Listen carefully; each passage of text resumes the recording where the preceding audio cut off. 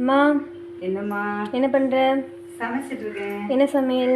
இன்னைக்கு ரசம் வைக்க போற, தக்காளி ரசம். ஐயோ, ஏமா எனக்கு ரசம் பிடிக்காதே. ஏன் ரசம் பிடிக்காது? நல்லா இருக்காது. இன்னைக்கு ரசம் சூப்பராக இருக்கும் தெரியுமா? ஏன் தெரியுமா?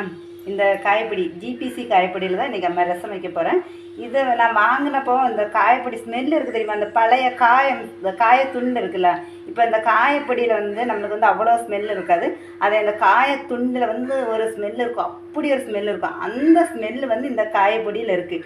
இன்றைக்கி இதில் உனக்கு நான் ரசம் வச்சு தரேன், சாப்பிட்டு பார்த்துட்டு எப்படி இருக்குன்னு சொல்லு, சரியா? இந்த காயப்பொடி வாங்கினோன்னே ஸ்மெல் இருக்குது தெரியுமா? அப்படி இந்த பழைய காயப்பொடியோட ஸ்மெல்லு அப்படி இருக்குது. எனக்கு நான் பேக்கில் போட்டு கொண்டு வந்தேன், பேக் ஃபுல்லாகவே ஸ்மெல் அடிக்குது. நான் சமைச்சு தாரேன், இன்னைக்கு ரசம் வச்சு தாரேன், சாப்பிட்டுட்டு சொல்லி எப்படி இருக்குன்னு. ஓகே, ரசம் ரெடி ஆயிடுச்சு. ரசம் கொதிச்ச உடனே மல்லி சீரையை போட்டுக்கோங்க. அதுக்கப்புறம் பார்த்தீங்கன்னா ஜிபிசி காயப்பொடியை தட்டிக்கோங்க.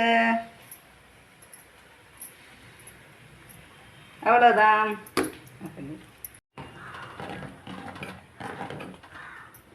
கம கமன்னு மணக்கிற சூப்பரான ரசம் ரெடி. இப்போ சாப்பிட்டு பார்த்துட்டு சொல்லு ரசம் எப்படி இருக்குன்னு. ஓகே.